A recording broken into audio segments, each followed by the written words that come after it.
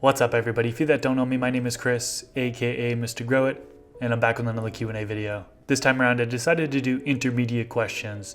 Now some of you may see the questions that are in this video and think to yourself, this is more of a beginner question.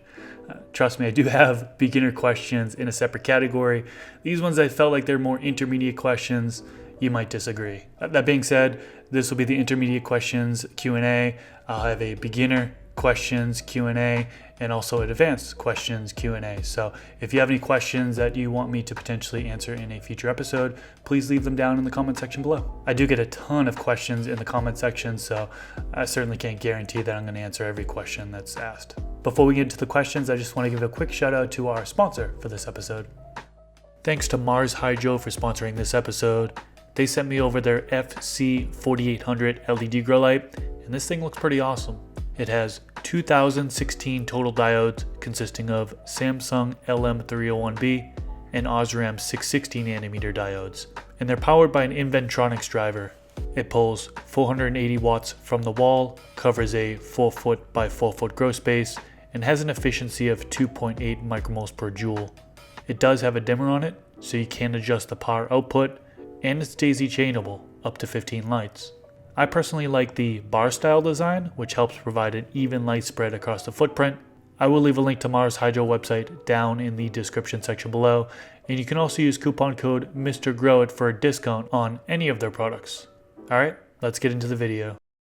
Getting close to harvest, should I do a 48-hour blackout before I harvest for better results, or is it just a myth? So I don't think there's actually any scientific studies on the 48 hours of darkness before harvest. If there actually is a study out there and somebody knows of it, please leave it down in the comment section below so I can read into it. But things that we do know about this is, number one is that we know secondary metabolites are produced during lights off periods. So secondary metabolites, that includes resin, the trichomes, that's produced during lights off periods. So that's the whole thought process behind it is give your plants 48 hours. Some people do 72 hours of complete darkness.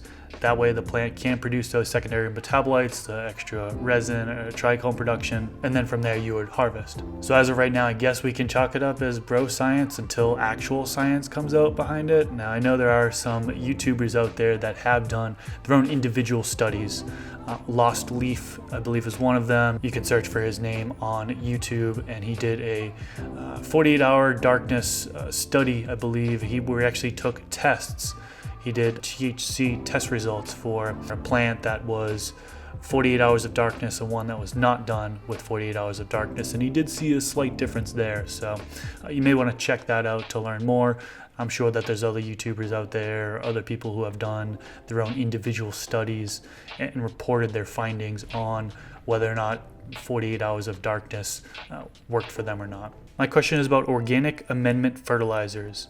I understand their instructions, however, after using them and doing a lot of research, I found that although the fertilizers sound great, it's hard to determine when the nutrients will be plant ready, mineralized. Do you think going to a single amendments, bone meal, fish meal, etc., is better for my conditions than the premix versions, BioLive, Bloom, Boost? And if so, where is a good place I can find recommendations? You can certainly do individual amendments instead of doing the blends. The blends are just one way to go about it.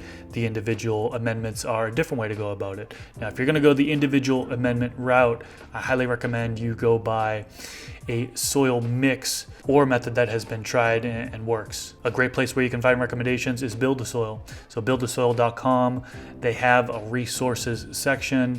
In there, I think they have 3 different soil recipes. I know a ton of people that use those recipes with success. If you really want to go by the individual amendments, maybe check out Build a Soil, see if they have certain ratios that you need to go by, because if your ratios get out of whack, you may see deficiencies in the plant. Some nutrients can lock out other nutrients, so on and so forth. Something I seem to always struggle with is calcium deficiencies in transition and flower. Can't seem to ever get it 100%. Would enjoy if you touched on that specifically. So calcium deficiency is one of the most common deficiencies out there. If you're growing in soil, a lot of folks, what they'll do is they'll add in CalMag every time. So they'll add it in along with their base nutrients. When you're mixing it with water, CalMag first, then base nutrients. And then on watering days where you're supposed to feed water only, some people also do CalMag on those days as well. So that might be what you're missing, is just not feeding CalMag in on watering days could be causing deficiency. If you're in coco coir, most growers do feed CalMag every single time. As far as dosage, 5 to 10 milliliters per gallon, I believe is what the back of most bottles say. You don't have to do a half dose, at least in my experience. You don't really have to do a half dose. You can do a full dose of CalMag. I know one of the mistakes that a lot of beginners make is they'll do half the dose because they always hear about half dose of nutrients. That's usually for base nutrients. Additives such as CalMag, you can do a full dose.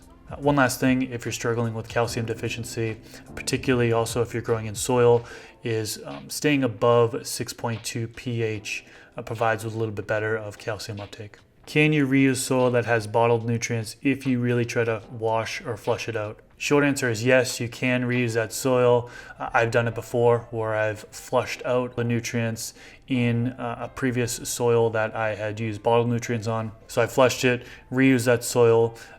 Did come across some deficiencies. I mean, when you're doing that, you're risking your nutrient ratio kind of being out of whack and some nutrients getting locked out because there's excess of other nutrients. Now, when I did actually reuse soil that I had used bottled nutrients in on a previous grow, I did actually take that soil and send in a soil sample to Logan Labs. And one thing I found on that soil sample report was it was high in sodium.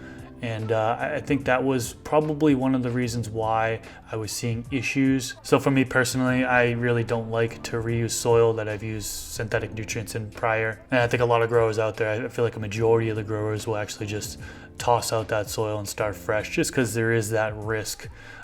You know, it's definitely frustrating when you're trying to get through a grow and all of a sudden you see deficiencies popped up and you're scrambling, have to flush the plant and so on and so forth. So it can be a little bit easier if you're just using fresh soil each time when using synthetic bottled nutrients. It's a waste, but it can be easier. How can you tell if the strain you're growing is legit strain to be a mother plant? I think that really comes down to personal preference.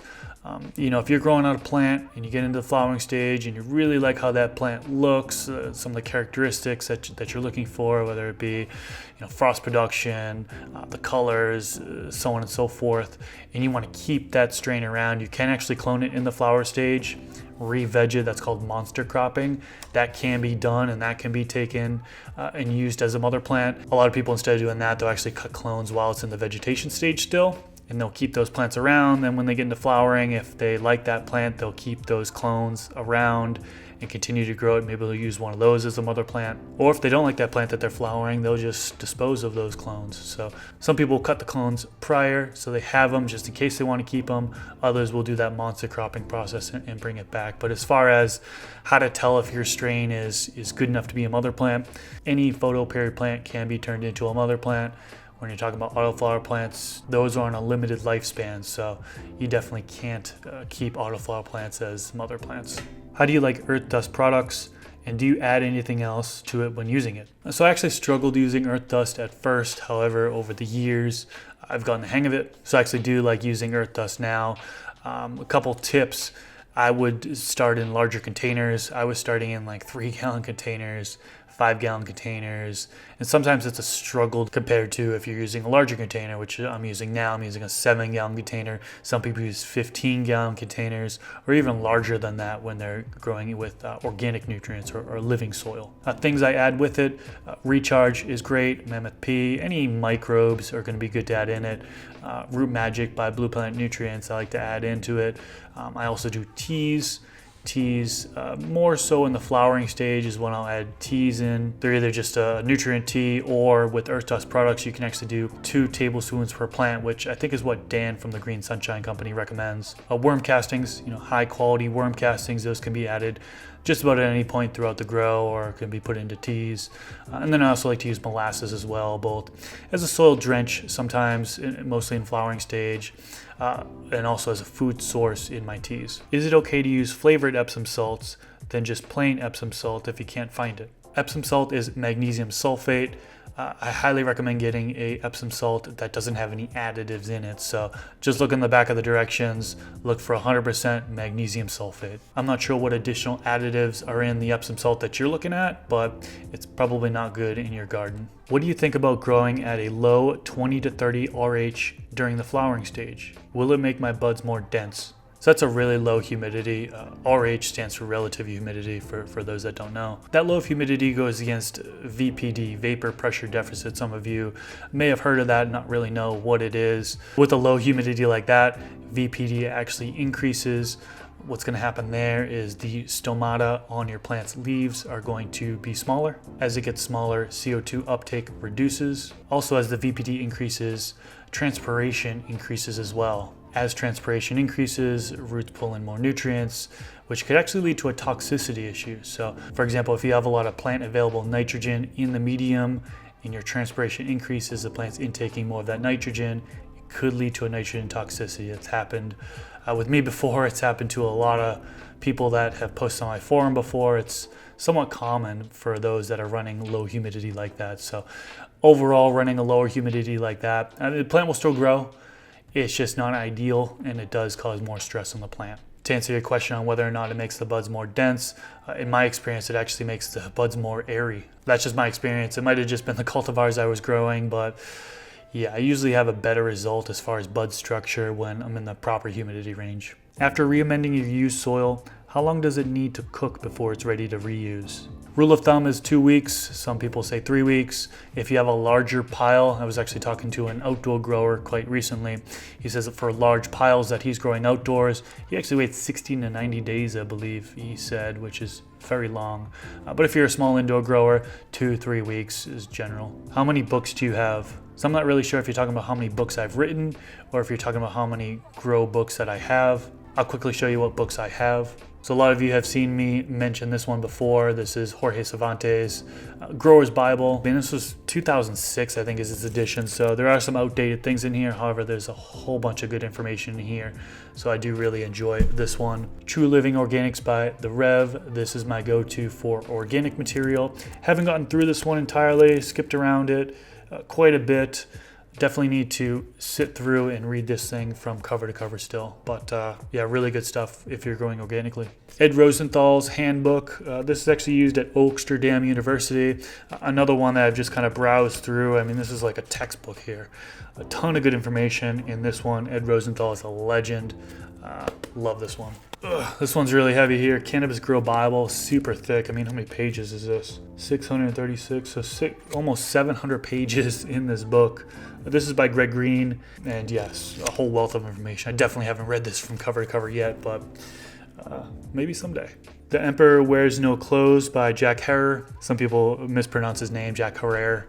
It's according to him, it's Jack Hare, rhymes with terror. This is the 14th edition of this book. I actually just got this. I haven't cracked into it yet. I've seen the previous edition and have browsed through it a little bit, but yeah, still need to read this one.